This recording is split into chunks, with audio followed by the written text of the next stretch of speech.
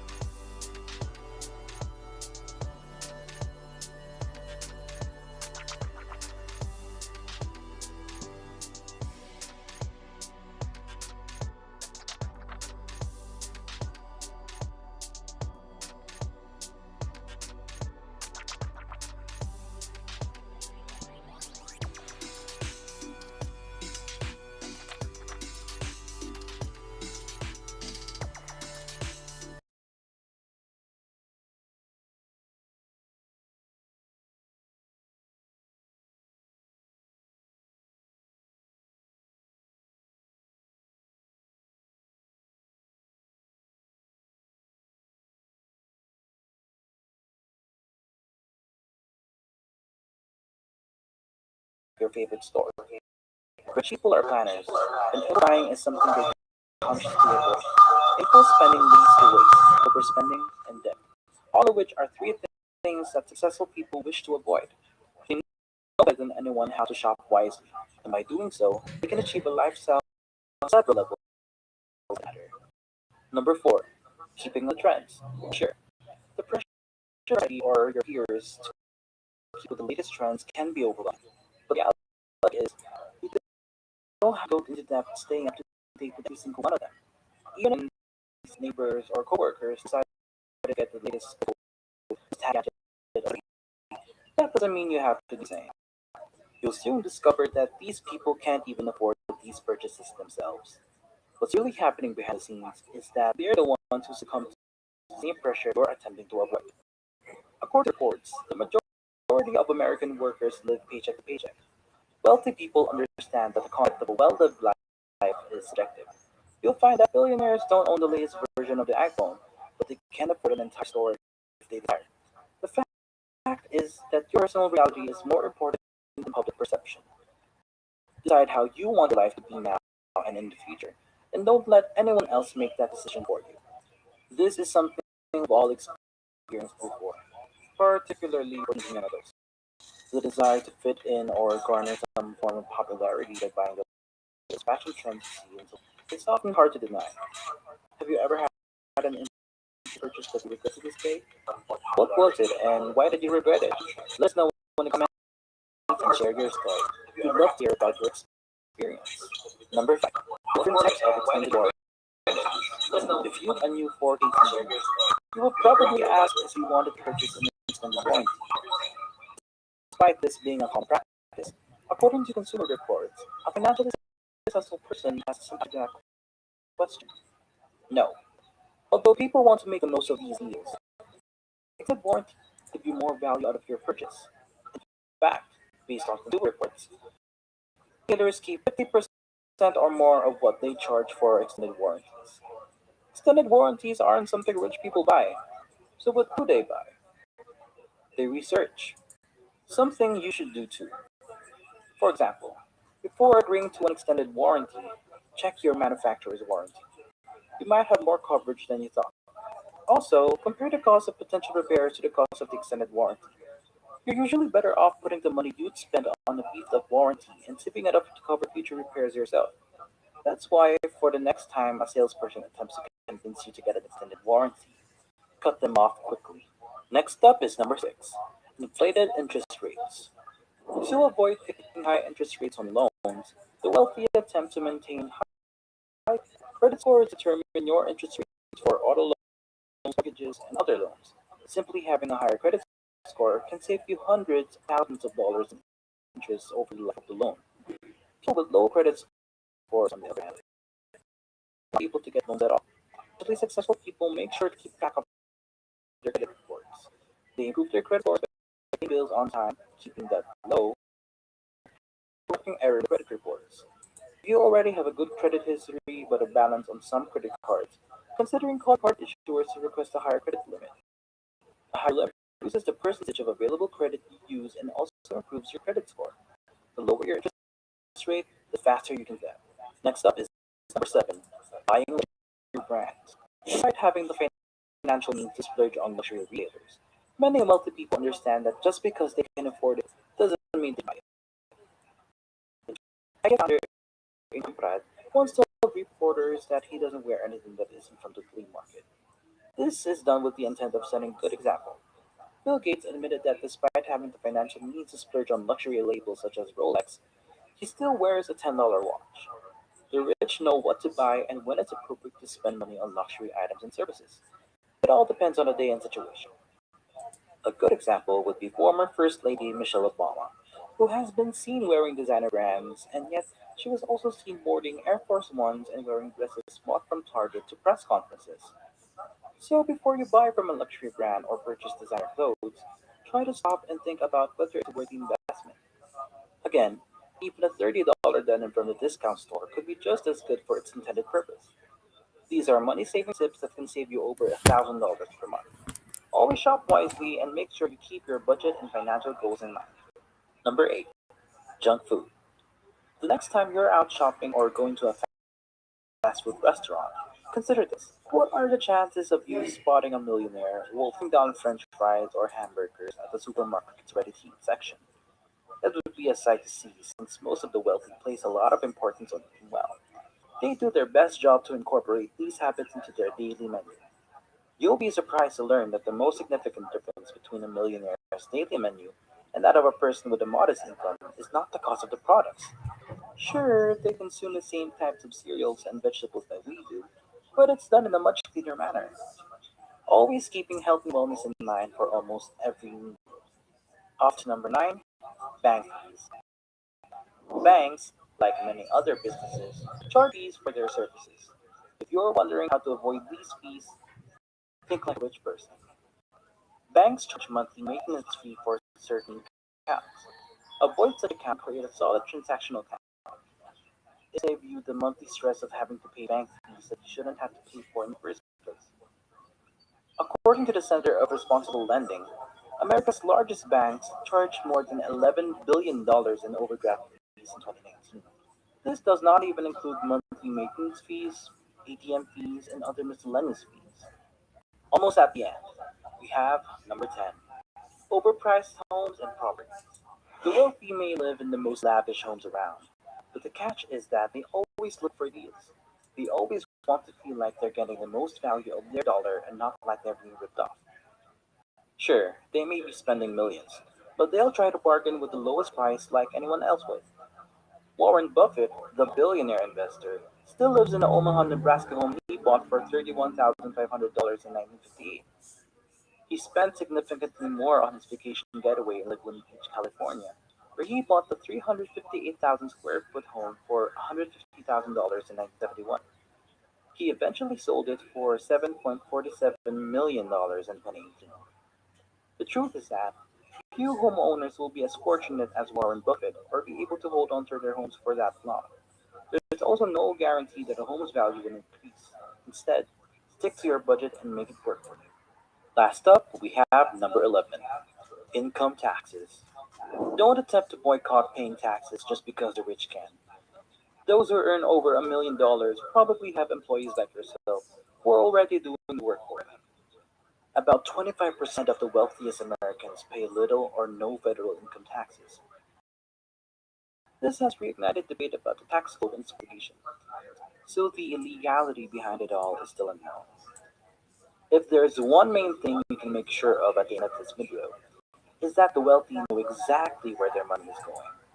They are careful with their finances and often have detailed plans on just how they're going to spend it. Most of the time, this involves somehow making their money work for them. So the next time you go out to shop or simply go down to the store to stock up on daily necessities, remember these tips and avoid these expenses whenever you can. Remember to like and subscribe if you haven't already, and check out our other videos. We regularly post interesting and informative content that's made with the intention of helping you change your life for the better.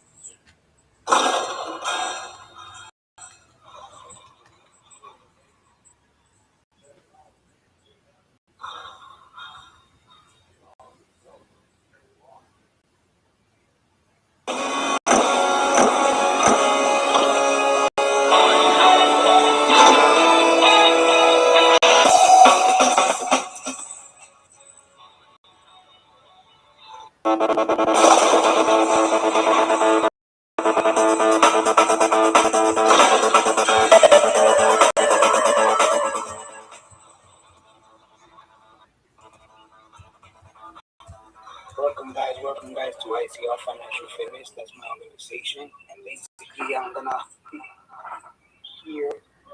be here introducing my ebook and also my book that I have on Amazon. Simple Fast Fixes to boost your credit score. Okay, so what I'm gonna be discussing today is basically the things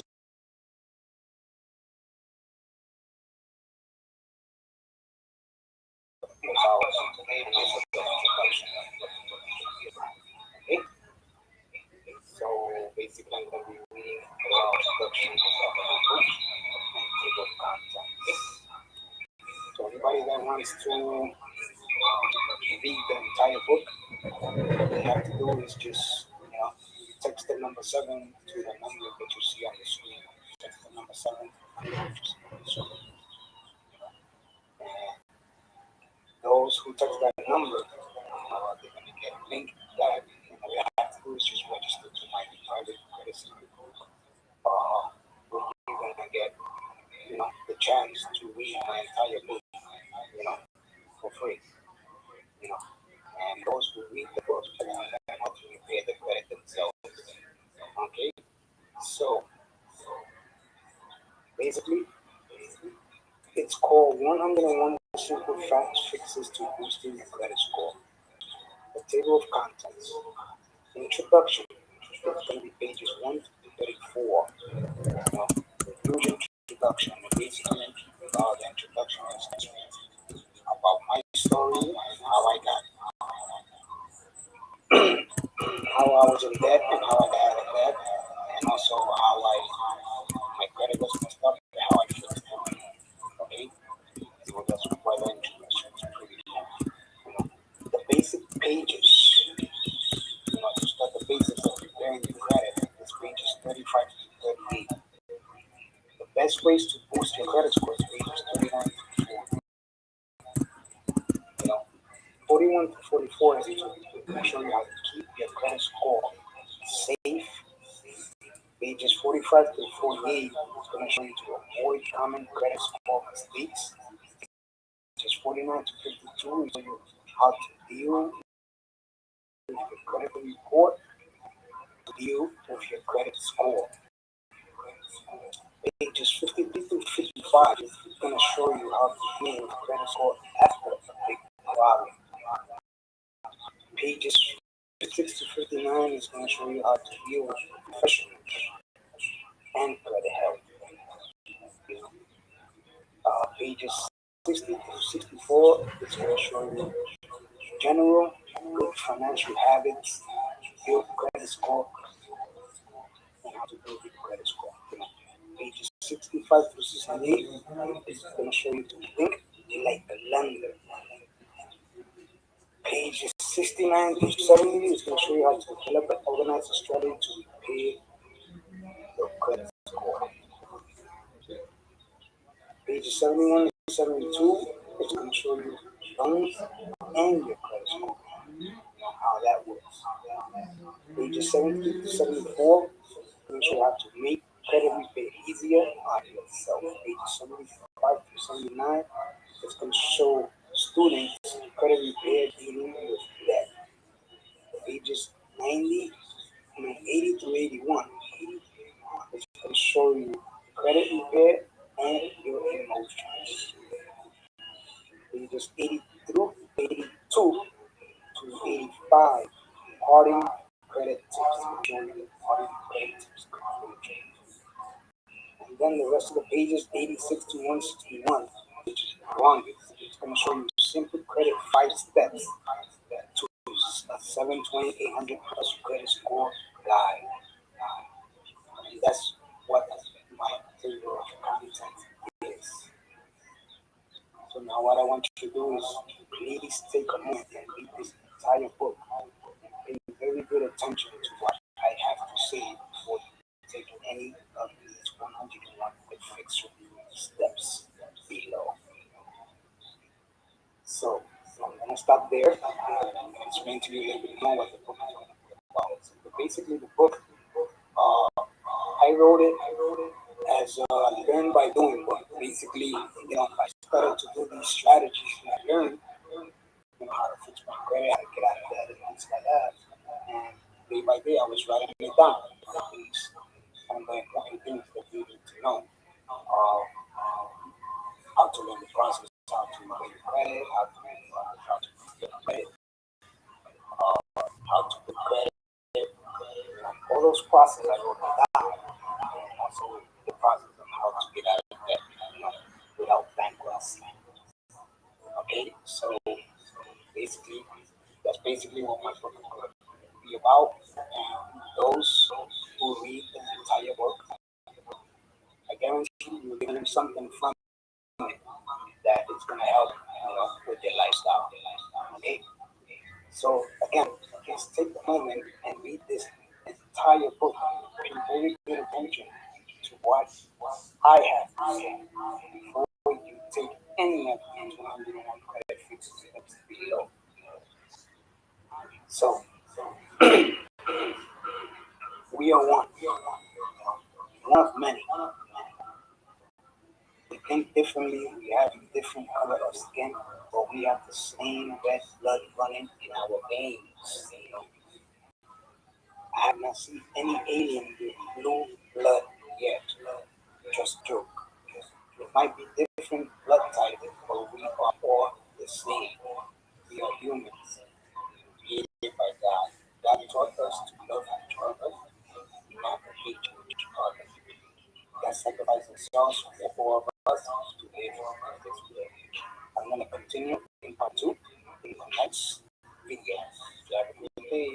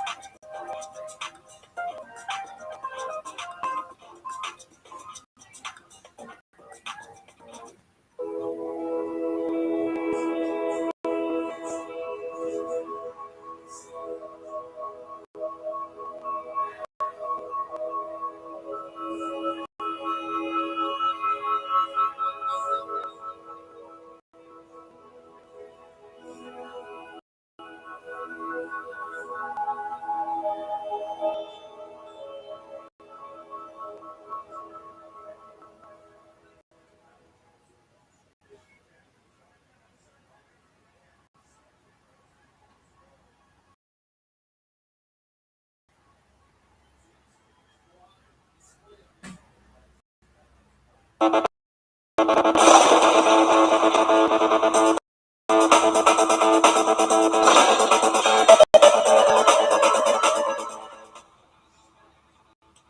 you doing, guys? This is Carlos from ICF Financial Finance. So this is part three of my introduction of my book. I was on the topic of how I got out of debt and how I fixed my credit. Those are the two topics of what I'm gonna read about. So here we go. You know,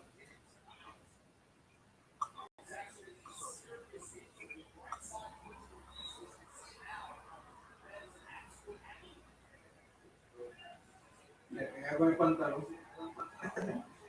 Le pega con el pantalón.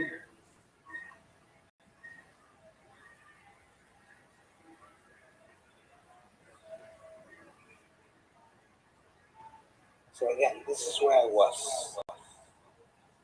In 2004 to 2008, I was in debt. The debt was an investment that went bad. In 2004, I purchased a fourth new house with no money down for $300,000. Just paid good attention so you can see how I got out of my $300,000 weight of debt I was in 2004 to 2008 in less than 7 years. How I did solve a loophole debt-free loan and the strategy that if you do it right now, you can get out there. Again, let me explain to you in full details how I got out of that. In 2004, I was $3,000 in debt. I tried the traditional way to get out of debt. For those who don't know, lawyers, financial accountants, consolidating companies, credit repair businesses, and so on. I lost my 12-year-old job, my house, my car, everything. Until one day I said, enough is enough. There has to be another way to get out of this financial situation. One day I was surfing the net and purchased a book called The Secret Life. As soon as I listened to the audio CD and read the entire book, I instantly knew what I had to do to financial stress mess that I was in. So there was a very important chapter that said, if you're in financial distress and you try everything to get out of it and nothing works, just gather up all your debts and expenses, credit reports, and all important documents with a very deep felt hardship letter that he can ignore, and then make 2 copies of all the documents you send to them to the AG, basically AG Attorney General. Then send them to your local Attorney General's office via certified mail. So the Assistant Attorney General and also the Attorney General can see your financial situation and they can possibly help you establish a debt freedom case that they can take care of your financial issues. That's what I did. It worked. I was so excited that the same day I began to organize all my debts, all my documents, credit reports, and wrote a hardship letter about my financial situation. And I put all my documents in a certified mail yellow large envelope and rushed the documents to my local agent to see if he can help me get out of this mess. About a month later, I received an important letter, which I still have from the Attorney General, stating that he was going to take my case and help me with my financial situation. I was so excited and relieved that finally someone that I can trust was going to help me get out of the massive financial situation I was in. Then about 2 months later, I received another letter from the agent stating that my mortgage and car note has been deleted and negotiating with the creditors as insolvent to pay my debts. But I have to negotiate a payment line to pay off my creditors, excluding my mortgage, my car, my notes, and loans. So now I was so eager to start to take action on what I learned in the book. I began to negotiate each debt one at a time by a method called debt stacking negotiations that is really to build wealth. I began to search for more ways to negotiate and accelerate my debts and repay my credit status myself. I followed it inside the credit secret Bible book. This book taught me an accidental credit and debt elimination course that I purchased online on TVWC. It stands for Transforming Debt into Wealth. This course helped me in so many ways. This course helped me be more disciplined in organizing my debt expensive. It also helped me on how to repair my credit status, show me ways on how to invest $100 a month on a simple called Boy Bank itself. It also helped me establish my own personal financial education credit business too. Began studying my business just by sharing everything that I know. The credit supervisor book and on the TWS that even course. I can invest in the launch.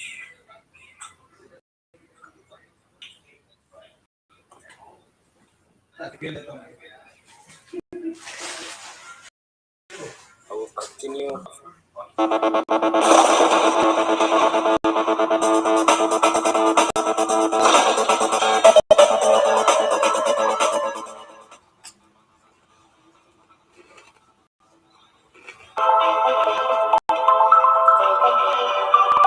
Having great credit is essential. Our bank, insurance company, landlord, even employers check our credit. But what if our credit score isn't what it should be? Are we really stuck with mistakes and unfair accounts on our credit report for 7 years? Hi, I'm David from Versio. In this short video, I'll demonstrate the most advanced credit repair software ever created. And we didn't build it for a repair company. We built it for you. Now, fixing your own credit is easy and a fraction of the cost in a credit repair company while delivering the same, if not better results. In fact, in Credit Versio's first year, 100,000 people created an account to fix their own credit. Let me show you what we did that. The Fair Credit Reporting Act demands the credit bureaus delete any account in your credit report that has errors or can't be verified. Over 80 reports have at least one account with an error that can drop credit scores, and most don't even know they're there. While the credit bureaus are happy to delete these accounts for you, the problem is you have to find them. How do you do that? What do these errors look like? And how do you remove them? Credit Versio solved this problem by doing something that's never been done before.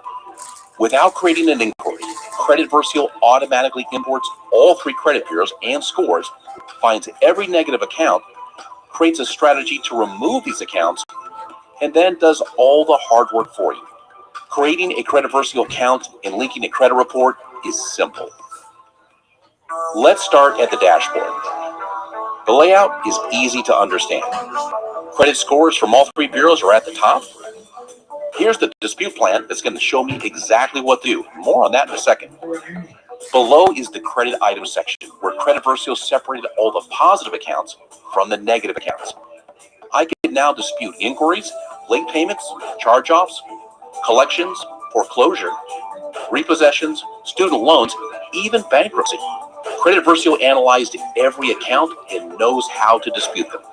Let's go back up to the dispute plan and I'll show you how easy this is. Starting with TransUnion, click Create Dispute Letter. By default, Credit Versio presents all of my negative accounts. To see what's negative about each account, click the plus button. The negative information is in red. Here's a credit card with late payments. And here's a charge-off account. Let's take a closer look. Below each account is the dispute strategy called the suggested reason. Credit Versio found this charge-off account reporting twice. It's a duplicate. It then wrote the dispute explaining the error and why the account should be deleted. It even included all the details of both accounts and wrote the dispute in the format the bureaus prefer. It might look subtle, but the suggested reason is a breakthrough in artificial intelligence. When we look at a credit report, we see this: a brief snapshot of our creditors, balances, dates, payment history, and a few other details. This is what Versio sees: a complete digital file that contains even more information. The details of every account are here, and buried in thousands of lines of code is the formula for deleting it. This is how Credit Versio can find 20 different kinds of errors, exposing incorrect, unverifiable, and unfair accounts.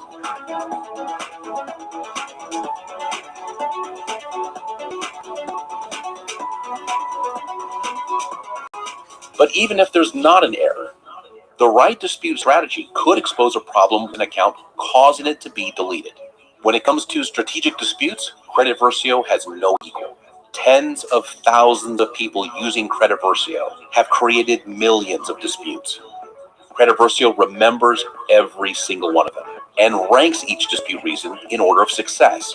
The most effective dispute becomes the suggested reason. All I have to do is select which accounts I want to dispute. I can dispute one account or 100 accounts. Credit Versio tracks every single one of them. I'll click Next. By default, Credit Versio adds the suggested reason, but I have the option of choosing another reason from the drop-down menu if I think it's a better fit. I can even write a custom dispute reason if I want. I have full control over the dispute process. It took me seconds to select the dispute reasons for my accounts. Click Finish. My dispute letter has been emailed to me so I can print and mail it. The laws that give us the right to dispute and remove accounts from our credit report were written in the 1970s with paper disputes in mind. Online disputes are not treated the same way as paper disputes, and that can make them far less effective. From here, I would go on to create my dispute letters for Experian and Equifax. But let's go back to the homepage. The dispute process is timed by federal law, and the dispute plan lets me know when I need to mail my letter and when Credit Versio will bring in my new credit report to provide the results. Mark letter as sent, and I'm done. It's that easy. Credit Versio did all of the hard work for me and is now going to track my disputes. Let's fast forward to next month and see the results. Credit Versio is the first and only DIY software that can import my new 3-bureau credit report and compare it to the credit report from last month.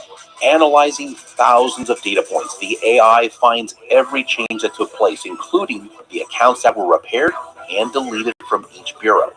Just as importantly, it lets me know what accounts were not deleted so they can be disputed again. Here are my new credit scores, along with an arrow showing me how much they've gone up. Scrolling down to credit items, here's a tally of the accounts that were repaired and deleted.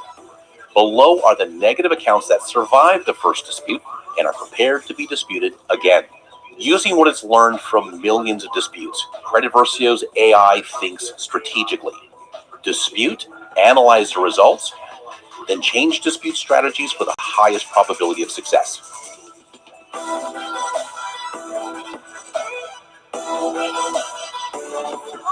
With the best of intentions, many people who try to fix their own credit or hire a credit repair company have limited success. That's because people, even credit experts, do not have the ability to process the incredible amount of data on a credit report. Software has now solved that problem. Artificial intelligence, machine learning, strategic disputes. Credit Versio is a credit repair expert, so you don't have to be. So what does it cost? The most popular credit repair companies charge about $89 to $129 a month to dispute only 2 or 3 accounts a month. Compare that to Credit Versio, where the only cost is a compatible 3-bureau credit report, and they're as little as $19.95 per month. Because Credit Versio supports unlimited disputes, not only is it more effective, it's faster, and the total cost is much less. No contract, no hidden fees, cancel anytime online. Thank you for watching, and I hope you're inspired to take control of your own credit repair. For more information or to contact us directly, please visit creditversio.com.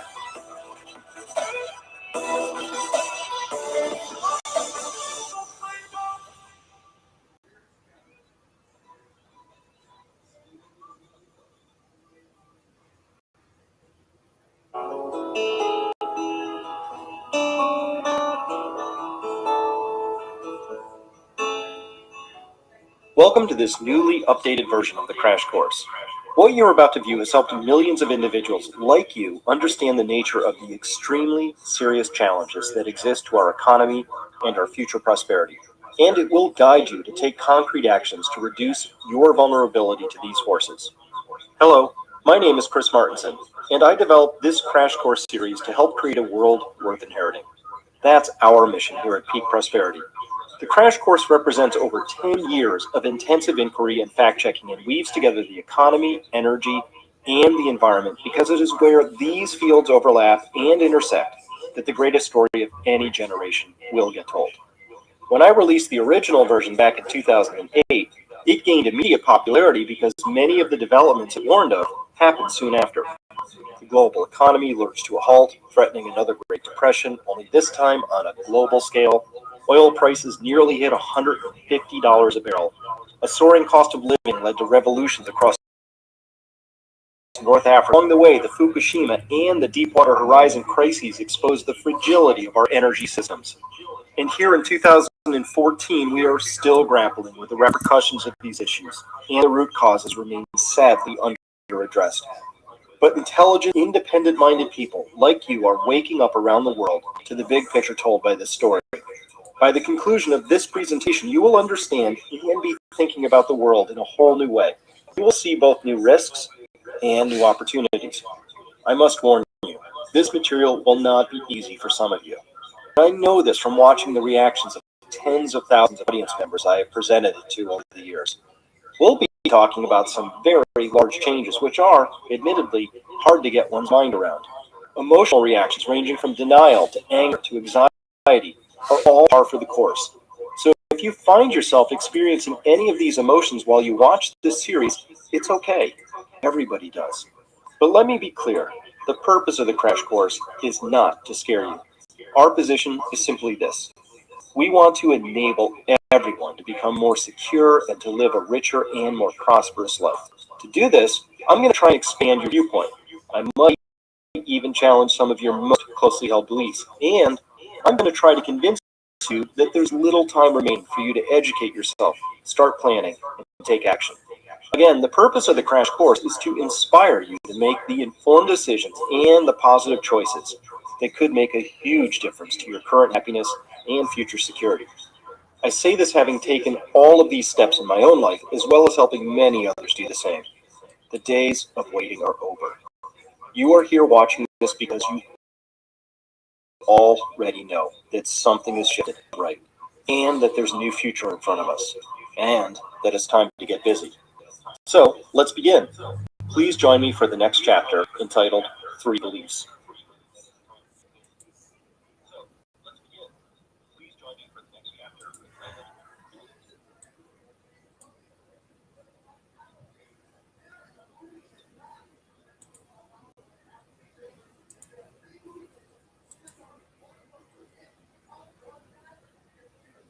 Purchase the product that's on demand. And then we do, the Facebook.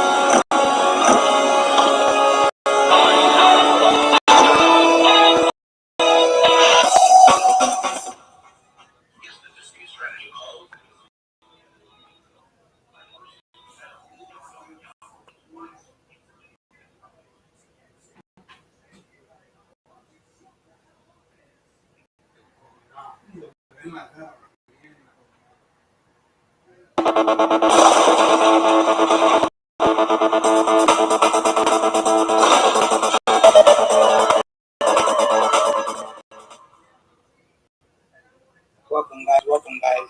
This is part two of the first video of the introduction. I'm still looking into the introduction of my book. So anybody that's seen the first video, this is the second one. This is the second part of the introduction of my book. So let's continue where we left off. We have to learn how to be more satisfied, grateful, and thankful for what we have now, but continue to pursue our purpose in life.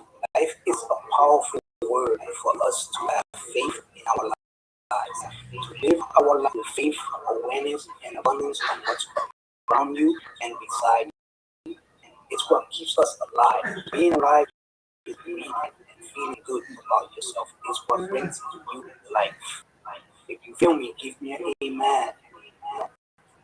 Well, you see this video in the comment section, press like, ring the bell, the Facebook, YouTube, ring the bell, so you can get more content of what you talk about. Okay? Give me an amen. Give me an amen. Right? If you feel me. We are one. We are many. We are one of many people. Many. God created us and gave us more of gift, which is we all need to appreciate, be grateful, and unite together to make our world, this world, is a better place for our kids. We are all on. We can change the world together. Dividing our world is not survival. We're not survival. We are one, created differently, we dream differently, but together we can change the world. The world is all about money. Money can't solve everything in this world. Unity, faith, love can solve things that are not right in our world. It's we, the people, not them. Without us, they will be struggling like most of us are doing right now. When we shop, we don't think. Most of us just purchase the product that's on demand. And when we do that, we become richer and us poor. What we have to do as consumers is to change our mindset, change our on the things we shop. We have to learn how to keep more of our money, not spend more of our money. We have to really decide if we need it or really want it. Also, if it's going to benefit you or me when you buy it. When we change our mindset on shopping the right way, things that we really need and not want, then we will change the game in our favor, not yours. We are one of many.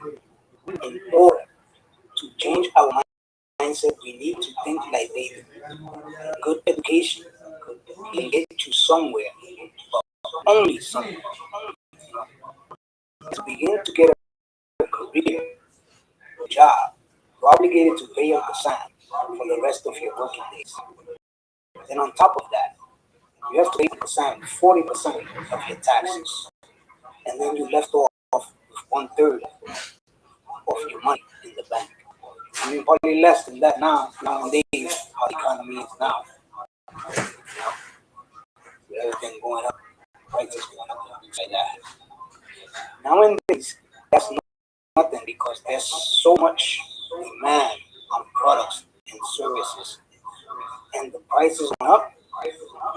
The prices going up, and you as a consumer will consume less money to make me less money to make ends meet. We as consumers need to learn how to keep more of our money, keep more money, not overspend our money. We as people have to learn the 12 foundations of life. I'm going to give you four very important ones, which are health, wealth, love, and happiness. The eight are inside these other four. You know, as you continue reading the book, you'll find out which ones are the rest.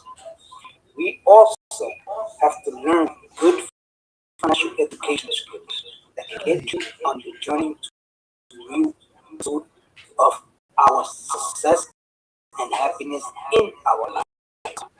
Your life, my life. Again, you're one of many. Have you seen Sam yet? Have you seen? I haven't seen him at all. Yet I have not seen him since 1913. Which I was never born that year. Another joke. All he does is take, and don't give a dime back to us. All he does is laugh at us when we do things wrong, like spending more of our money instead of giving it to us. Like the use of credit cards the wrong way instead of using them like don't you see? If you think at the end of the year, when you do your taxes, then you get a return back on your taxes, you are mistaken. You get your taxes, all you do is give it back to them again. Do your taxes at the end of the year and give your money back to them. That's what most people do. You know, after COVID-19, after COVID-19, the entire world changed. Now, before there was demand for the things that you need to buy, like paper plates, paper towels, disinfectant, water, food, and so on. But now the demand is less because there are more essential things that you need now, and companies don't have enough for everyone. So what they do is package less the same food items and essential things you need and raise the price higher. And we are so convinced that we need to buy it, and we do.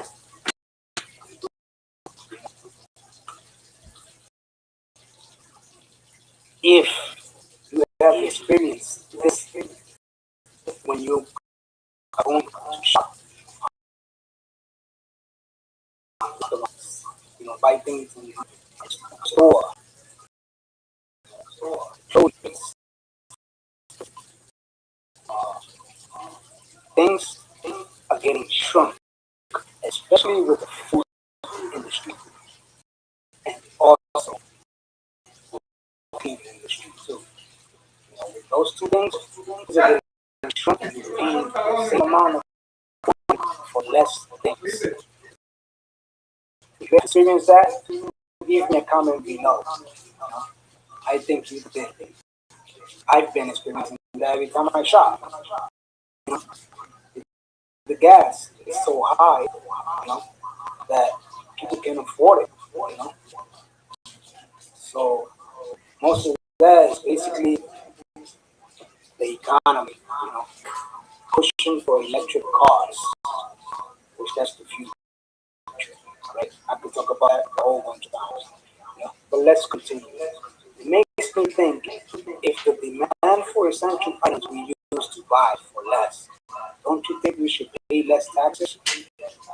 Again, give me a comment. Don't you think we should pay less taxes if we're paying for things that we used to buy, more things in it, and now there's less things in it, and we're still buying it?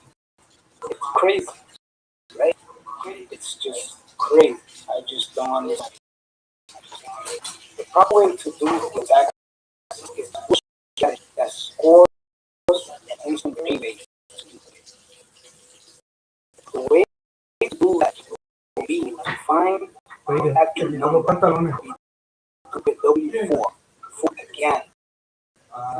Most people do it before on the day that you work. They sign the application.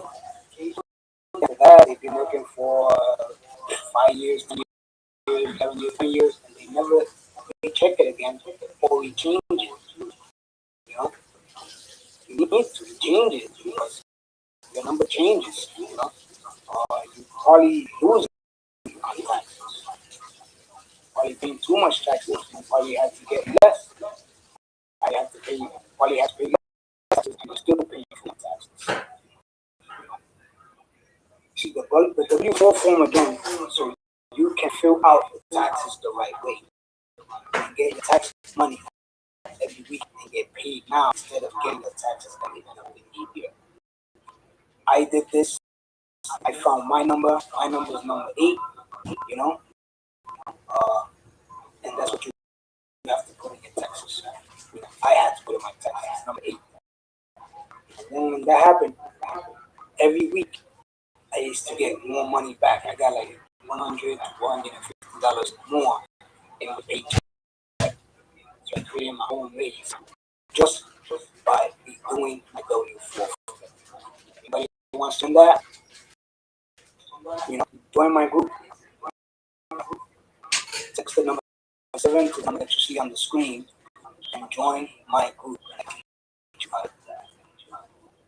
Okay? If you get your taxes every week, you will instantly get a pay raise of about $100 to $1,000 a month without asking the boss. You see, most people that have been working for the same company for over 10 years just fill out the W4 form when they get hired. Most of them are losing a lot of money because they are paying the government more taxes instead. This is because they probably filled up their W4 tax form wrong. We do the W4 the right way with an instant payment strategy that the IRS doesn't tell you about because they don't. Then you start to pay less taxes because you are getting your taxes now, not laid up. However, at the end of the year, when you do your taxes, you will get paid less on your federal taxes, and most of the time more on your state taxes. You know? The reason you're getting paid federal less is because you're getting the taxes ahead of time every week on your paycheck. Okay, want to know more about that? Again, number 7 that you see on the screen. You're gonna get a link to sign up for my group or to register for my group. But that's okay because with the extra instant pay rates, you can pay off your old debts and also pay your bills on due time and also keep more of that money for emergency purposes or an over vacation or a time asking cash flow. Home business that can have money invested, work for more money that can outlive your future retirement. You see, I did this, and when I did this, I used that money wisely. I used that money to catch up on credit cards and to get out of debt. And I did it for a while. I've been doing it for a while, you know. And again, I was in debt $300,000, and I found out how to get out of it with no bankruptcy. You know, that was in credit debt also, all combined. I found out how to get out with no bankruptcy. Just by using my job money, you know, and the strategies I can teach you if you have financial discipline. See, they want us to think that without that, the world will be worse. Let me explain myself. There's good credit, there's good bad credit, good debt, bad debt. Uncle Sam has bad debt, and bad credit is good for him too. You know, good credit and good debt are still good, no matter what Uncle Sam always, no matter what, he always wins the game. For us, bad debt, bad credit is not good for us. The world is based on money, credit, and the three E's, which is the energy, social, environment, economy. And that's the way it has always been since the 1800s.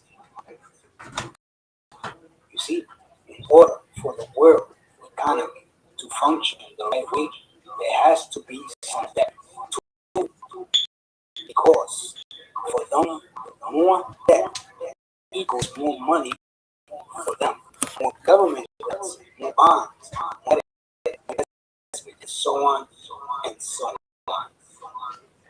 Why do you think we are more getting these checks? That's the question. You comment. You comment why? I'll wait a little while. You comment why?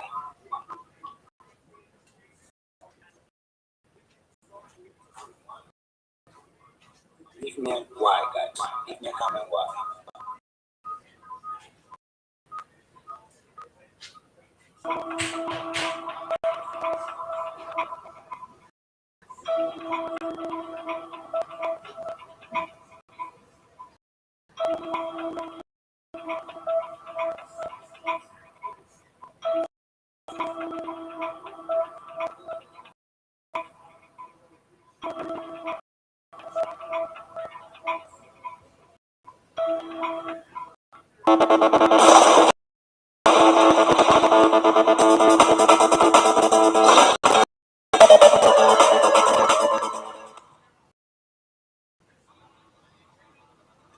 So, so then answer my question.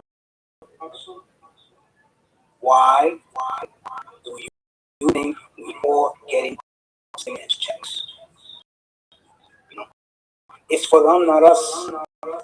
The reason I say the entire three stimulus checks that they gave us is that they get their money with interest. As soon as we as consumers spend it on the things we need to get more paid on. And now, so what happened? You all got our money. Still get people still getting it. What's going on? Prices are going up. Groceries, essential products, everything. Cable, light, everything. The bill, everything. Gas, everything is going up. So did they get their money back? I think so. You know. So you know the reason I say the entire these stimulus checks that they gave us is that they get their money back. As soon as we as consumers spend it on the things we need to get paid, you know, they never lose, guys. That always lose if we continue to do the same thing they want us to do every day, every year, every month. You know, it's been way years. Nothing has changed for us, but only for the rich. Since 1930, there has been a law that's part of the President Roosevelt New Deal on financial being controlled for the past 85 plus years. Financial debt being controlled for the past 85 plus years. That's our financial debt, guys. But they are tender ways they can solve your debt from percent. Where there's a will, there's a way, and I will. And I found out the way. 2004 to 2008, that was an investment that went bad. 2005, four family house with no money down for $300,000. You know, just pay a good attention so you can see how I got out of my $3,000 weight of debt. I was in 2004 to 2008 in less than 7 years. I discovered loophole that free law and the strategy that if you do it right, you can get out of it. Again, let me explain to you in full details how I got out of it. In 2004, I was $300,000 in debt. I tried the traditional way to get out of debt. For those who don't know, lawyers, financial accountants, consolidating companies and credit repair businesses and so on. You know, I'm gonna stop here and continue in the next session, which will be part 3 of my introduction of how I got out of debt. Okay?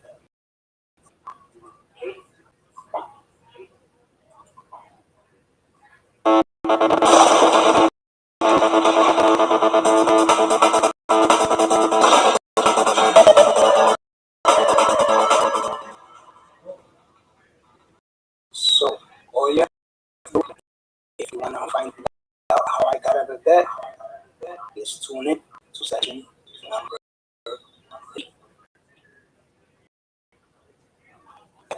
Okay?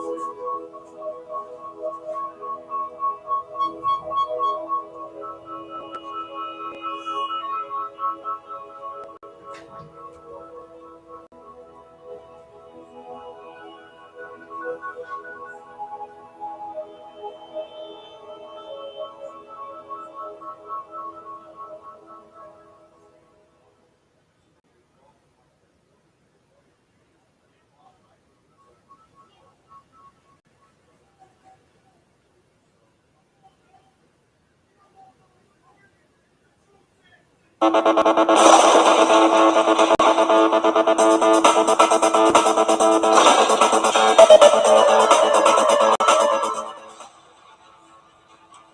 doing, guys? It's Carlos from Maxima Financial Finance. So this is part three of my introduction of my book. You know, I was in the topic of how I got out of debt and how I fixed my credit. Those are the two topics that are next on what I'm gonna read about. So here we go. You know,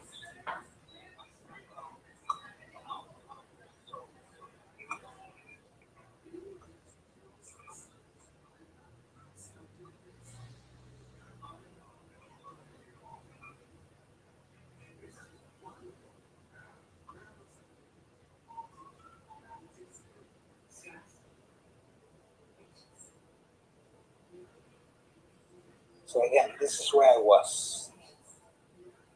In 2004 through 2008, I was in debt. The debt was an investment that went bad. In 2004, I purchased a four-family house with no money down for $300,000. Just paid good attention so you can see how I got out of my $300,000 weight of debt I was in 2004 to 2008 in less than 7 years. How I dissolved a loophole debt-free law and the strategy that if you do it right now, you can get out of debt. Again, let me explain it to you in full details how I got out of debt. 2004, I was $3,000 in debt. I tried the traditional way to get out of debt.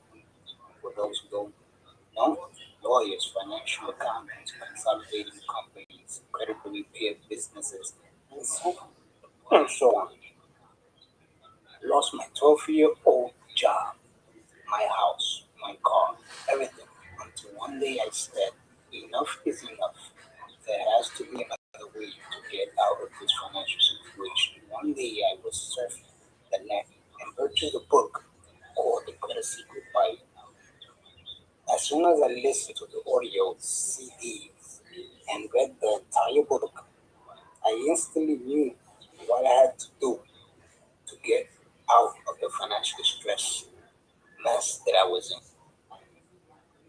So there was a very important chapter that said if you are in financial distress and you try everything to get out of it and nothing works, just gather up all your debts and expenses, credit reports, and all important documents with a very deep felt hardship letter that he can ignore, and then make two copies of all the documents you send to them,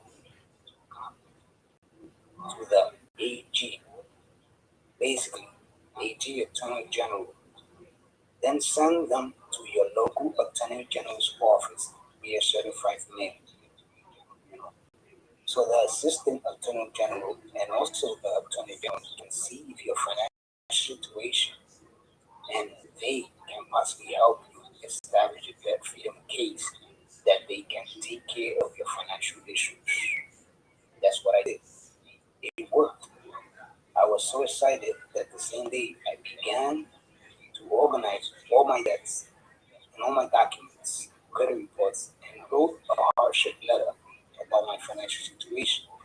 Then I put all my documents in a certified no yellow large envelope and rushed the documents to my local AG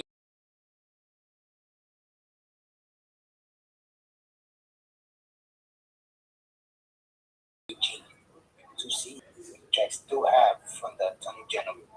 He was going to take my case and help me with my financial situation. I was so excited and relieved that finally someone that I can trust was going to help me get out of the messy financial situation I was in. Then about 2 months later, I received another letter from the agent stating that my mortgage and car note has been cleared and negotiated with the creditors as an installment to pay my debts. But I have to negotiate a payment plan to pay off my creditors, excluding my mortgage, my car, notes, and loans. So now I was so eager to start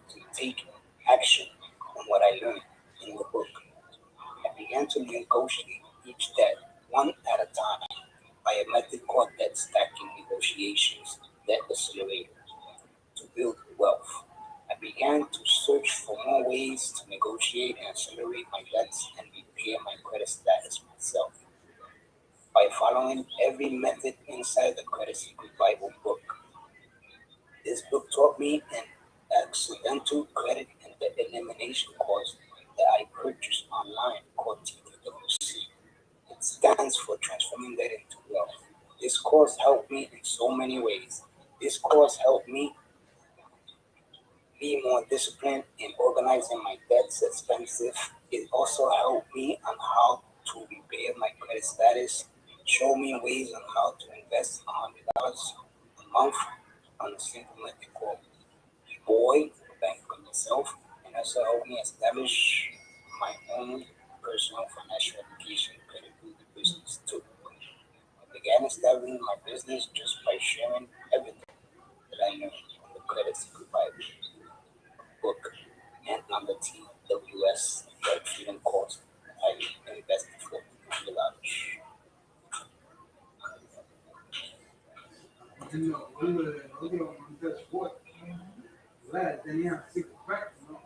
I will continue on.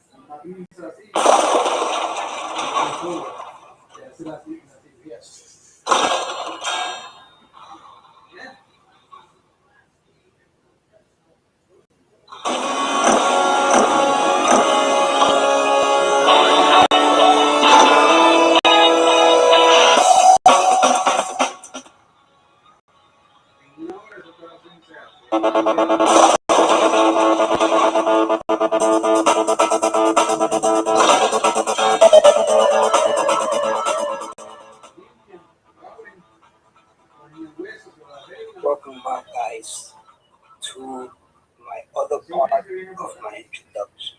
This will be the final introduction of my book. Sorry that it was so long, but you know, I think it was very informative to you guys. Again, anybody that wants to join my Smart Money Credit Group, you know, uh, which is gonna be embedded into my Credit Boost Experience Q&A podcast. It's gonna be all combined, you know, just like this book. It's gonna be part of my podcast, my Credit Boost Experience podcast. You know, it's all embedded into my podcast, all connected. All right, my group is all connected. Everything that I'm explaining to you guys is gonna be in my podcast, and also it's gonna be in my private Credit Secret whole group too. Alright? Just to explain myself. Alright, so let's continue to the introduction, to the final introduction. You see, financial freedom. Everybody in life would like to live debt free. Financial freedom life. You know, uh, it's very hard. To tell you the truth, it's very hard to do it, but it's very easy to control it. You know, it's easy to control it more than to do it. In other words, what I'm trying to say, to be financially free, you have to have a good organization that's giving you constant income there, day by day while you're sleeping. That's financial freedom. Income coming in every day, every night, every morning, every single second, every hour, and so on and so on and so on. That's financial freedom. But financial stability, you know, you know, you could control your debts.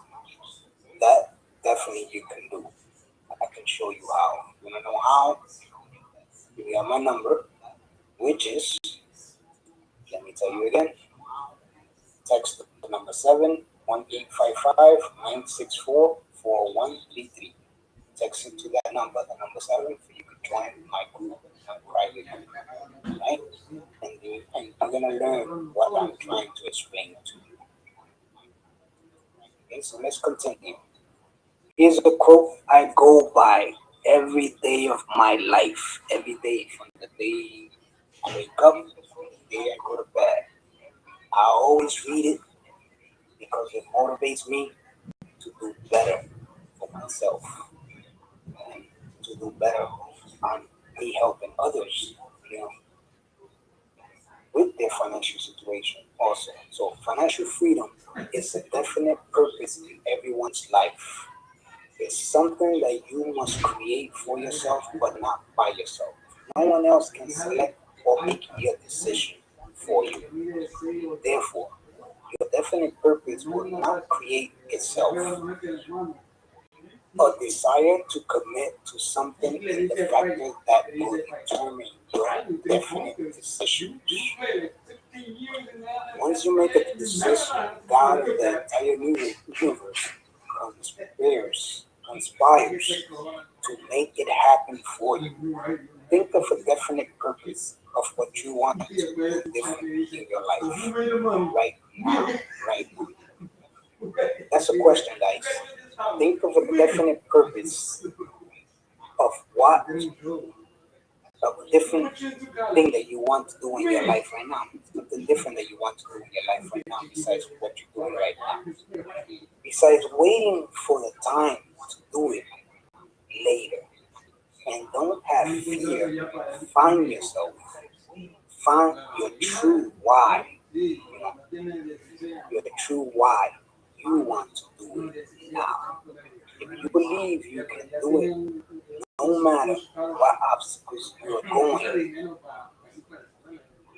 through now, find your passion, something you are good at. Make it simple and believe it.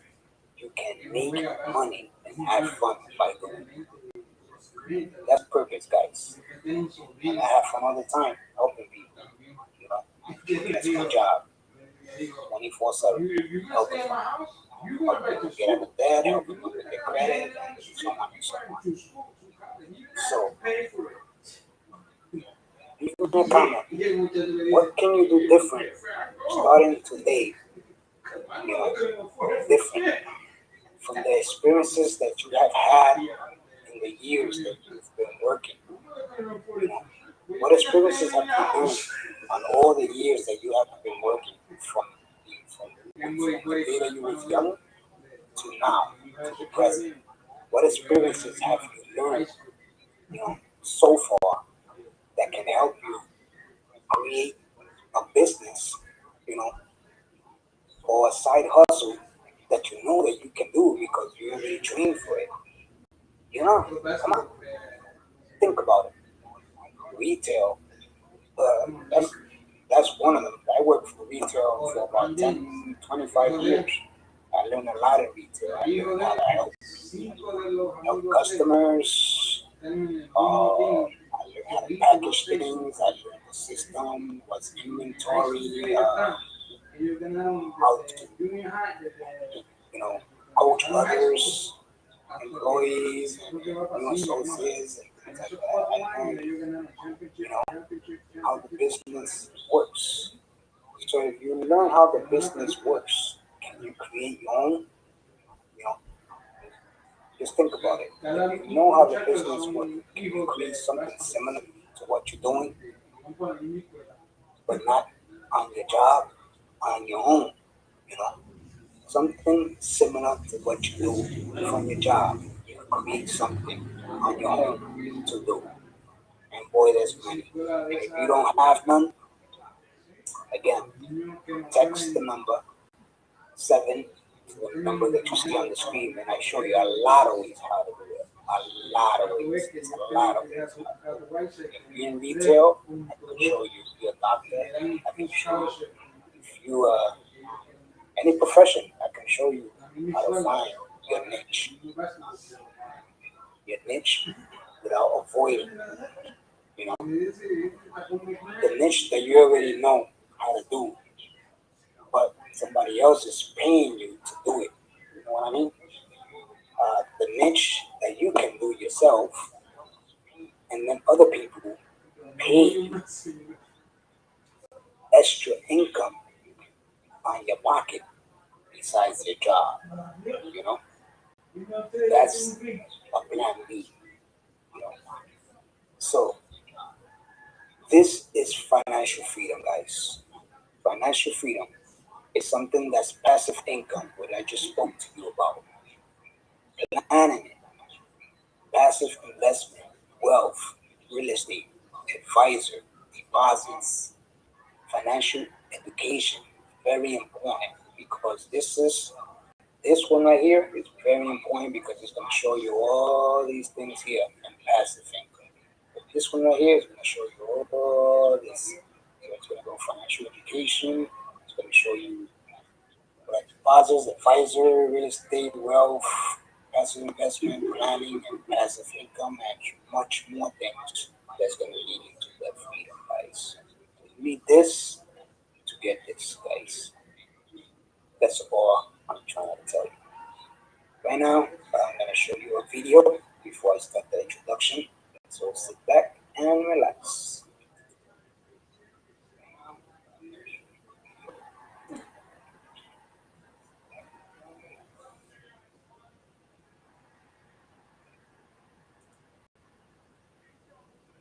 Ever wonder why most people borrow money the way they do? They use loans and credit cards without giving it much thought. Want it now but don't have all the money for it? Hey, no problem. I'll just put it on this little piece of plastic and it's mine. Buy now, pay later has become a way of life for the normal American. Right now, the average total household credit card debt is over $15,000. And the average student loan debt is about $30,000. That's a lot of money to pay back. And that doesn't even count the interest. Later in this class, you're going to So that I think you're seeing the video. So let me share my screen here. You can see the video of what I'm talking about. So before that little tech issue that I have had,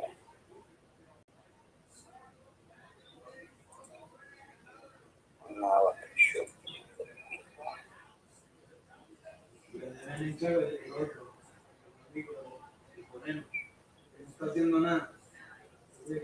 Ever wonder why most people borrow money the way they do? They use loans and credit cards without giving much thought. Want it now but don't have all the money for it? Hey, no problem. I'll just put it on this little piece of plastic and it's mine. Buy now, pay later has become a way of life for the normal American. Right now, I wonder why most people borrow money the way they do. They use loans and credit cards without giving it much thought. Want it now but don't have all the money for it? Hey, no problem. I'll just put it on this little piece of plastic and it's mine. Buy now, pay later has become a way of life for the normal American. Right now, the average total household credit card debt is over $15,000. $1,000, and the average student loan is about $30,000. That's a lot of money to pay back, and that doesn't even count the interest. Later in this class, you're going to learn why credit cards and car loans are such a terrible idea. But first, we need to ask a question. How did we get here? Let's take a quick look at the evolution of the credit industry in America. Before 1917, buying things on credit was extremely rare. That's because there were laws. Before 1917, buying things on credit was extremely rare. That's because there were laws.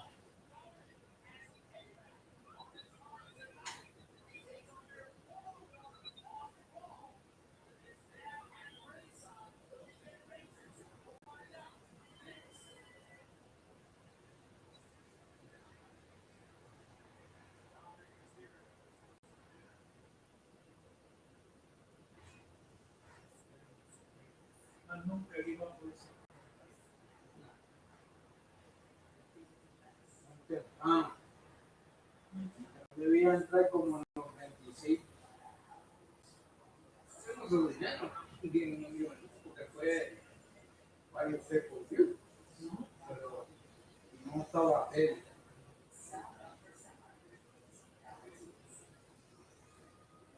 Marrelli está el que está en este. El hispano que está en este. ¿Cómo se llama?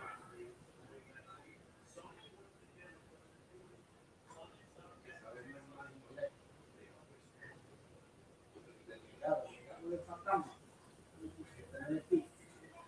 Él sabe más, tiene más experiencia que mucho. Él sí sabe mucho.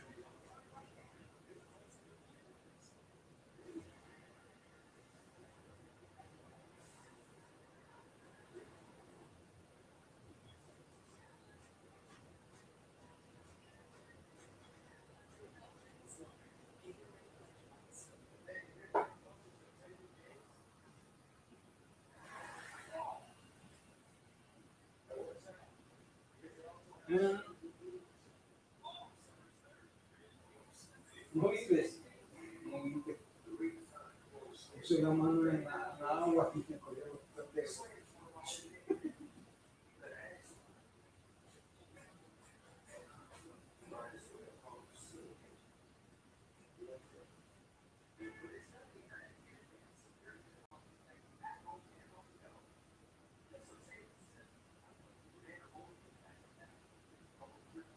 El hijo de Estados Unidos.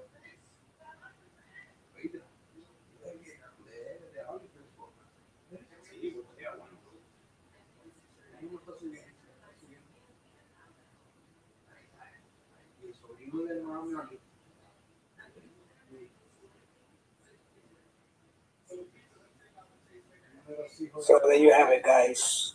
I hope you enjoyed the video. I hope it's very informative video. It was very informative to me when I first saw it. And it helped me think about basically how the banking system looks and how money really works. You know. And now I want to continue with you guys with the introduction. So basically, the introduction. The second introduction of my book. You know, this is the introduction of my book. There are many misconceptions about credit scores out there. There are customers who believe that they don't have a credit score, and many customers who think that their credit scores just don't really matter. These sorts of misconceptions can hurt your chances at some jobs, at good interest rates, and even your chances of getting some apartments, good apartments. The truth,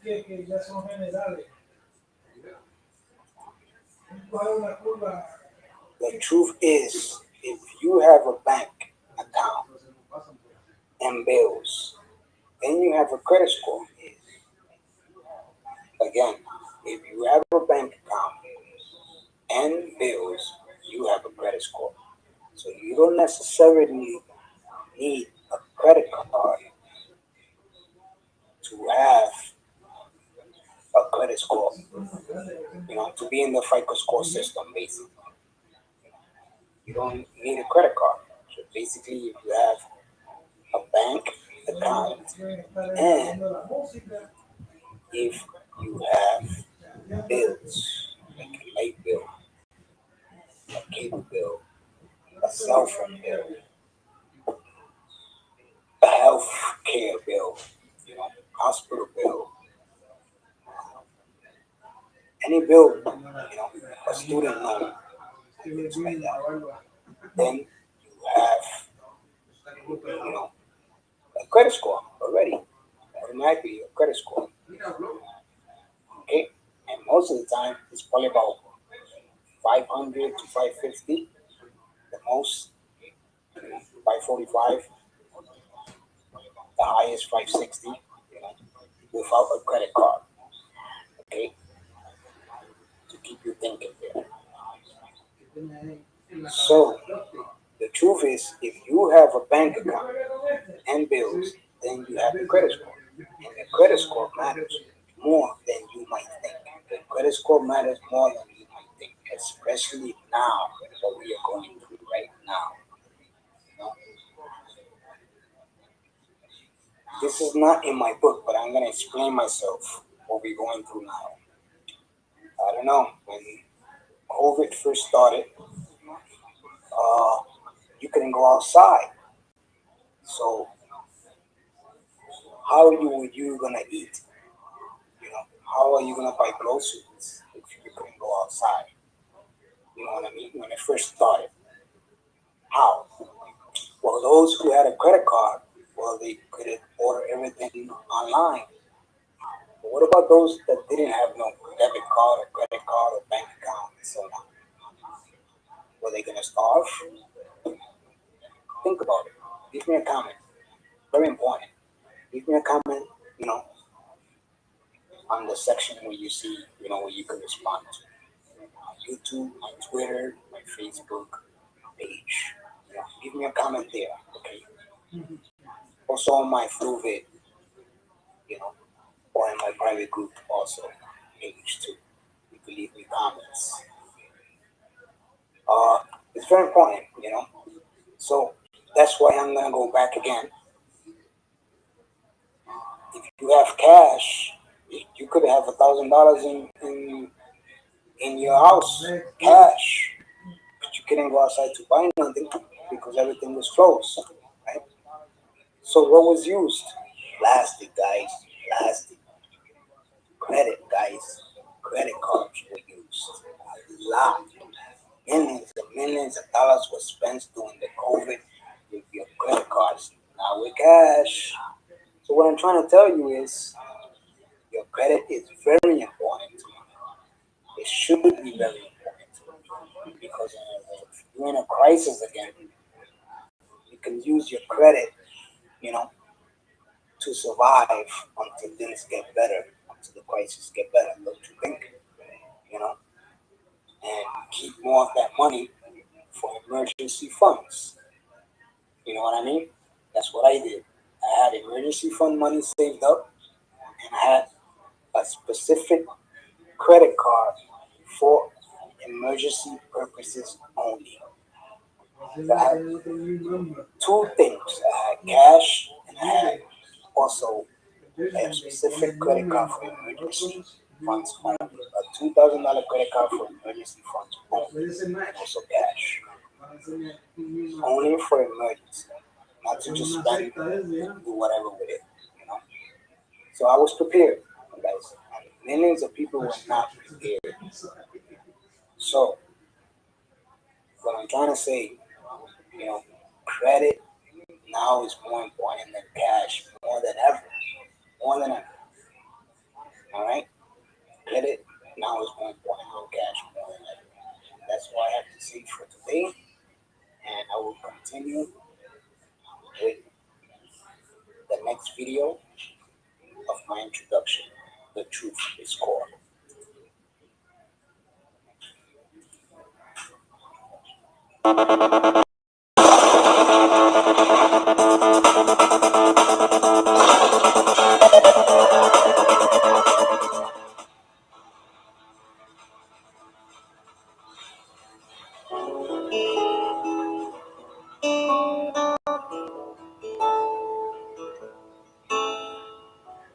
Welcome to this newly updated version of the crash course. What you're about to view has helped millions of individuals like you understand the nature of the extremely serious challenges that exist to our economy and our future prosperity. And it will guide you to take concrete actions to reduce your vulnerability to these forces. Hello, my name is Chris Martinson, and I developed this crash course series to help create a world worth inheriting. That's our mission here at Peak Prosperity. The crash course represents over 10 years of intensive inquiry and fact-checking and weaves together the economy, energy, and the environment because it is where these fields overlap and intersect that the greatest story of any generation will get told. When I released the original version back in 2008, it gained immediate popularity because many of the developments it warned of happened soon after.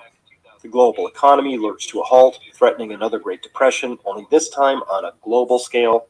Oil prices nearly hit $150 a barrel. A soaring cost of living led to revolutions across North Africa and the Middle East. Along the way, the Fukushima and the Deepwater Horizon crises exposed the fragility of our energy systems.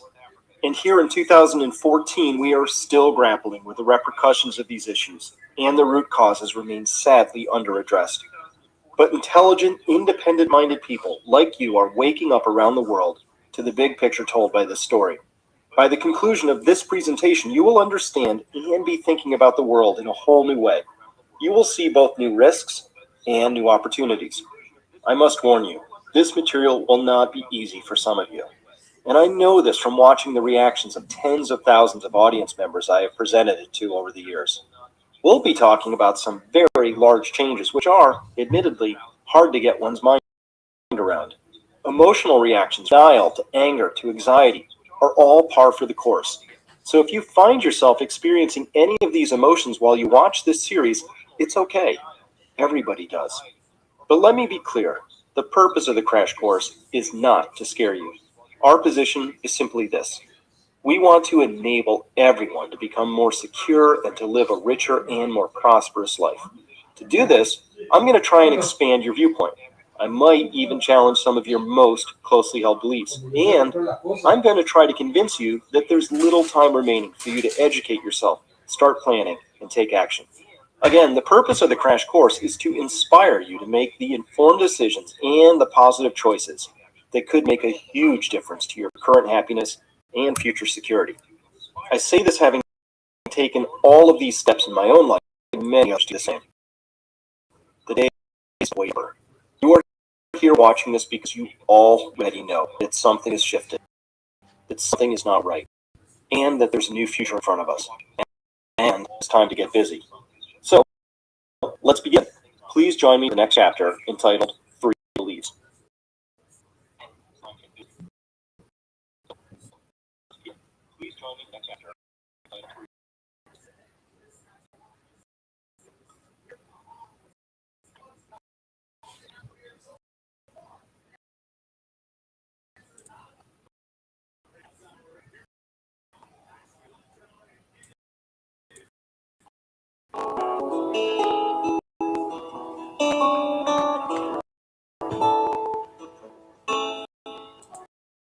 Welcome to this newly updated version of the crash course. What you're about to view has helped millions of individuals like you understand the nature of the extremely serious challenges that exist to our financial prosperity, and it will guide you to take concrete actions to reduce your vulnerability to these forces.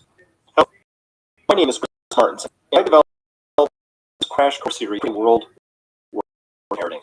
That's our mission here at Peak Prosperity. The crash course represents over intensive inquiry, fact-checking, and weaves together the economy.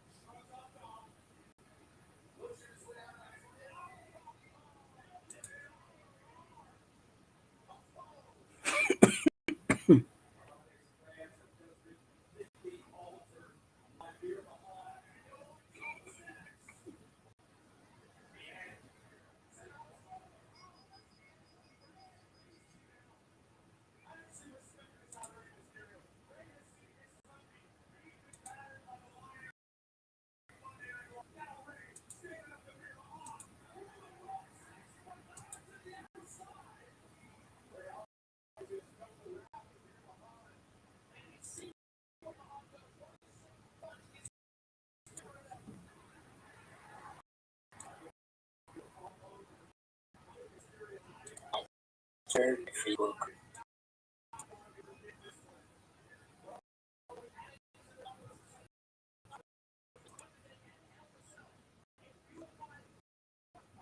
I hope you enjoyed the video. I hope it's very informative video. It was very informative to me when I first saw it, and it helped me think about basically how the banking system works and how money really works, you know. And now I want to continue with you guys to the introduction. Basically, the introduction. The second introduction of my book. You know, this is the introduction of my book. There are many misconceptions about credit scores out there. There are customers who believe that they don't have a credit score, and many customers who think that their credit scores just don't really matter. These sorts of misconceptions can hurt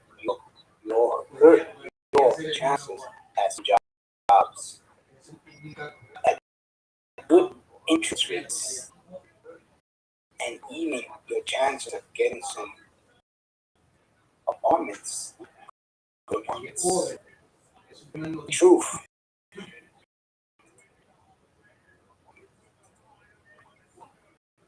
The truth is, if you have a bank account and bills, then you have a credit score. Again, if you have a bank account and bills, you have a credit score. So you don't necessarily need a credit card to have a credit score. You know, to be in the FICO score system, basically. You don't need a credit card. So basically, you have a bank account, and if you have bills, bill, a cell phone bill, a health care bill, you know, hospital bill, any bill, you know, a student loan, things like that, then you have, you know, a credit score already. Might be a credit score. Okay? And most of the time, it's probably about 500 to 550. The most, 545. The highest, 560. Without a credit card. Okay? Keep it thinking there. So, the truth is, if you have a bank account and bills, then you have a credit score. And your credit score matters more than you might think. The credit score matters more than you might think, especially now, what you're going through right now. This is not in my book, but I'm going to explain myself what we're going through now. I don't know. When COVID first started, you couldn't go outside. So, how are you going to eat? How are you going to buy groceries if you couldn't go outside? You know what I mean? When it first started. How? Well, those who have credit card, well, they couldn't order everything online. What are those that didn't have no debit card or credit card or bank accounts? They could starve. Think about it. Leave me a comment. Very important. Leave me a comment, you know, on the section where you see, you know, where you could respond to me. On YouTube, on Twitter, my Facebook page. You know, leave me a comment there, okay? So I threw it, you know, or in my private group also, page too. You can leave me comments. It's very important, you know? So that's why I'm gonna go back again. If you have cash, you could have $1,000 in your house, cash. But you couldn't go outside to buy nothing because everything was closed, right? So it was used plastic, plastic.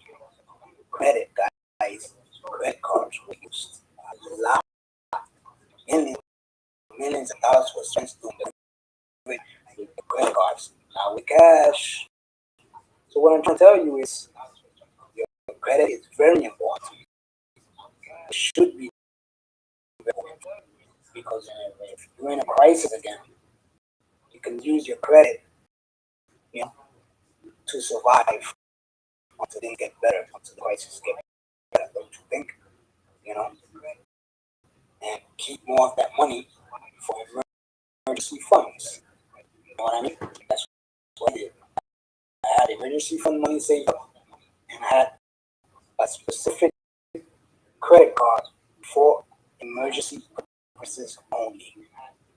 So I had two things. I had cash, and I had also a specific credit card for emergency funds only. A $2,000 credit card for emergency funds only. And also cash. Only for emergency. Not just spend whatever with it. You know? So I was prepared, guys. And millions of people were not prepared. So what I'm trying to say, you know, credit now is more important than more than ever. More than ever. All right? Credit now is more important than cash more than ever. And that's why I have to say for today. And I will continue with the next video of my introduction. The truth is called.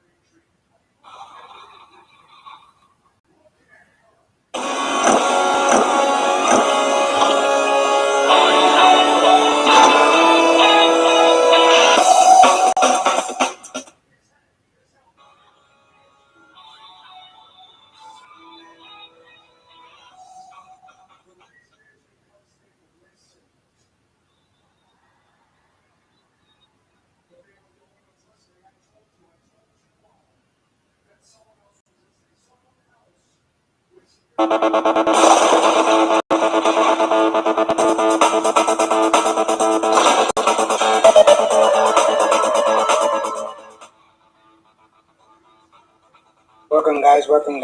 to ICL Financial Fitness and my Credit Boost Experience Q&A podcast. Basically, I'm still into the introduction of my book. It's a long introduction because it's basically about what I went through, you know, and also how I got out of my debts, how I fixed my credit, you know, and also the introduction of how I created my business too. And now is in the introduction of what my book is gonna be about. All right, guys. So before I turn into the section where I left off, which is called the truth, I want you guys to let you know that every Monday, 8 p.m. to 10 p.m., I'm gonna be starting my Credit Boost Experience Q&A podcast. You know, where all where I'm gonna be handling all your credit boost questions here on the podcast. You know, online. So anybody that wants to register, you know, and join us, you know, or join me on my podcast. It's gonna start on. Let me put this bigger for you can see on the screen. Uh,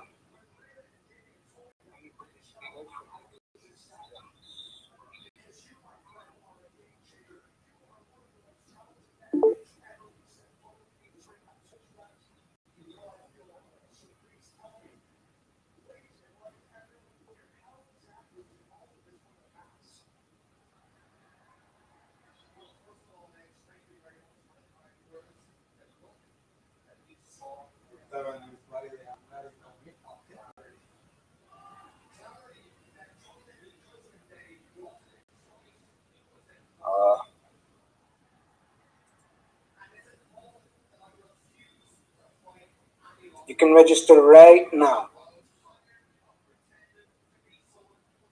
All right. And to register, all you have to do is just text the number 7 to 1-855-964-4133 on your cell phone.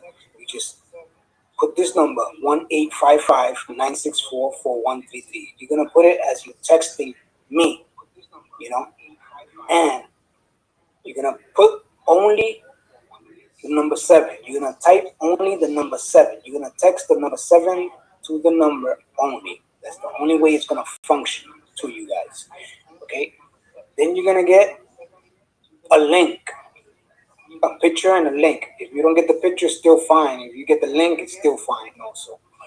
Uh, you're gonna click that link, and it's gonna go directly into my Credit Boost Experience Q&A podcast section where you can register for my podcast, my every Monday podcast, which is gonna be 8 p.m. to 10 p.m. starting June 6th or 8th, which is Monday. So Monday, the first week of Monday of June, that's when my podcast is gonna be. I want you guys to register now, not later, because this podcast is gonna be very, very informative. You know, in this podcast, I'm gonna be discussing every single detail of how I fixed my credit and got out of debt through my book that I wrote. So basically, I'm gonna be reading my book, which is basically a guide. My book is basically a guide for you guys to learn how to get out of debt and also fix, repair, and rebuild your credit. That's what the guide is gonna cover. You know, that's what my podcast is gonna cover. For 2 hours, I'm gonna be explaining to you, uh, you know, different ways, basic ways to repair your credit and things like that. Basically, it's mostly focused on boosting credit experiences that I did, that I've learned, you know, throughout the months and years that I have been doing this and helping others, you know, myself first, and then I help others too. So again, if you want to join my podcast, my Credit Boost Experience Q&A podcast, all you have to do is call the number that you see on the screen, 855-964-4133. Not call, my bad, not call, text.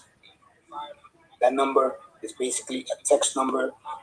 Get a link to go directly into my private group and also my private podcast, which is combined. My podcast is combined with my group, guys. So everything that I do live on Facebook and Twitter and YouTube, it goes directly into my live group section. So anybody that's there, they can see me also live and also on my website too. You know. So that's what I just have to say. And now let's continue to the final introduction of my book, which is called the last section, The Truth. The Truth.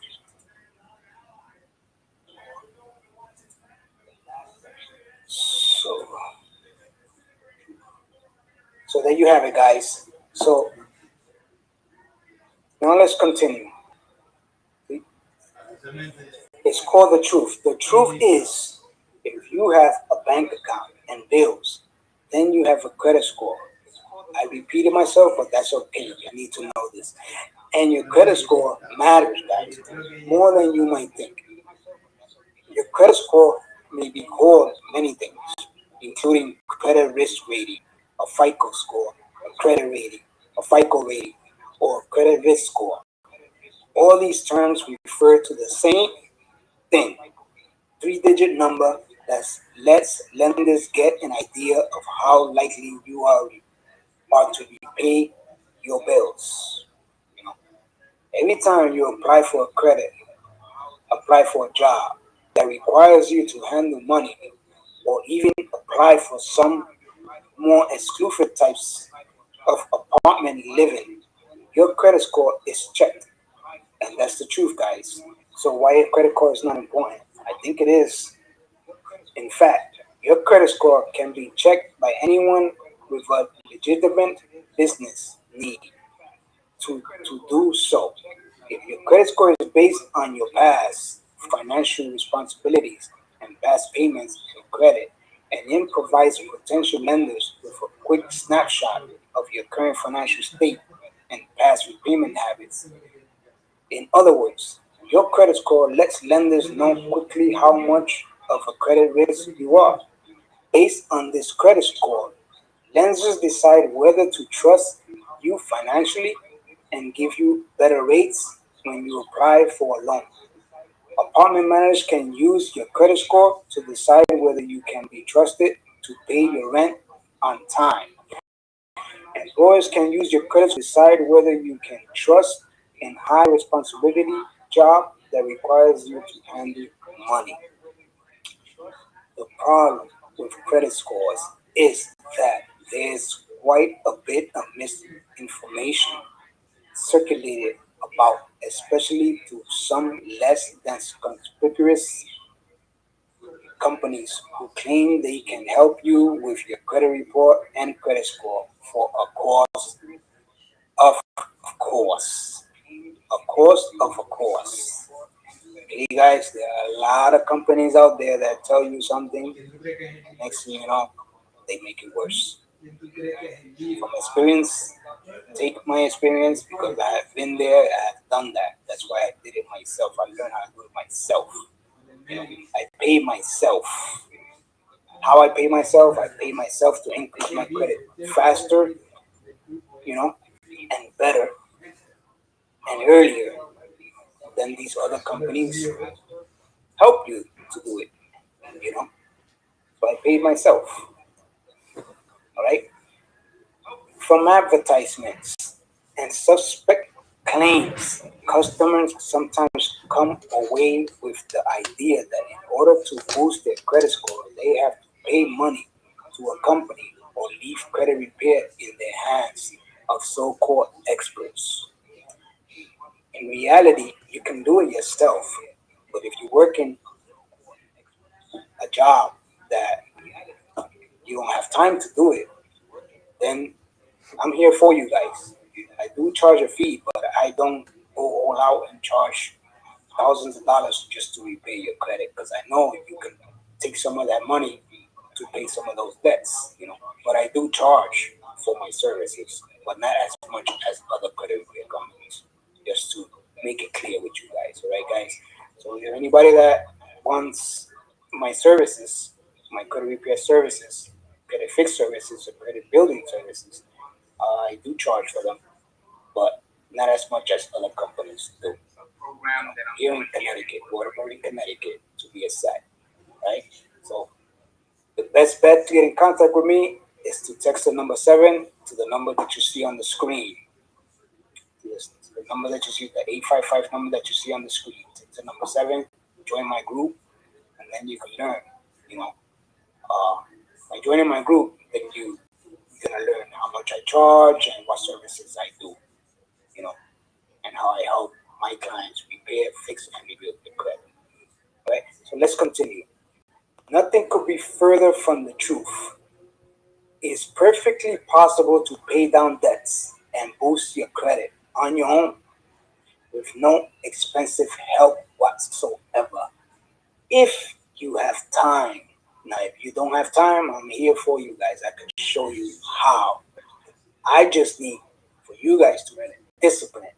I know you don't have time, but if you're paying for something, you know, something I want something that you want something new in return, something better in return. You have to be disciplined, you know, on the services that I'm gonna offer to you. In other words, you have to listen to what I have to say and follow step by step on the things that you have to do to get out of debt and also fix, repair, and rebuild your credit. You have to be disciplined, guy. That's all I ask. Because if you're paying for something and you're not disciplined, why pay? Why pay me to fix your credit, repair your credit, rebuild your credit, or get you out of debt if you're not disciplined? So basically, you're throwing your money away. All right. So you have to be disciplined. At least meet once a week, one on one. If I could explain to you where I'm at with your financial situation and with your credit situation. That's all I ask for my clients. At least once a week. I know they're busy on their jobs, but 1 hour of the week they can, get in contact with me and find out how their financial situation is and how their credit situation is improving. That's all I ask to be disciplined. Okay.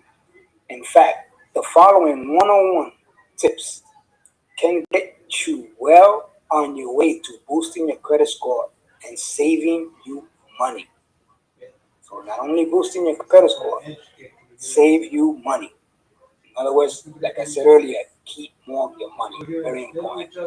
Before the end of this book, you will be able to, number one, define a credit score, a credit report, and other key financial terms.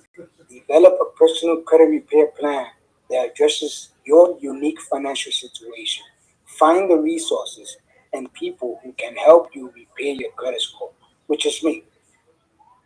So you're gonna cut down on the resources, and the resources are gonna go to me. I'm the one that can help you. I've been doing this for years. I've been helping people for years, and I'm the one that can help you repair your credit, fix your credit, rebuild your credit. There's 3 different ways, guys. Repair your credit effectively using the very techniques used by credit repair experts, and much more. Plus, unlike many other books on the subject, this ebook will show you how to deal with your everyday life while repaying your credit. Your credit repair does not happen in a vacuum, guys. It doesn't happen quick. So basically, that was my introduction of my book. Sorry it was so long, but it has to be very informative, guys. It's very informative. So if you have any questions for me, I'm gonna be here for a little while. I'm gonna be putting a timer here, 24 second timer. Any questions that you may have. And then after that, I'm done with the introduction of this Credit Boost Experience Q&A podcast. Now, when I come back, the next section is going to be on the first basics, on the basics of repairing your credit. The basics, what you need to start the process of repairing your credit.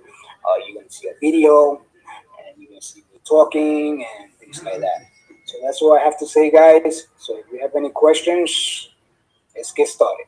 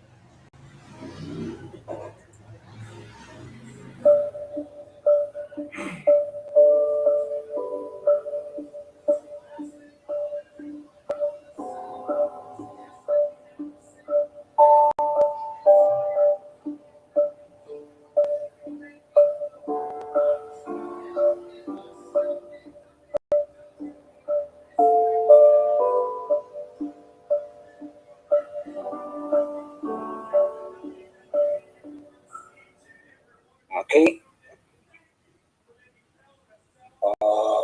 I got one more question left.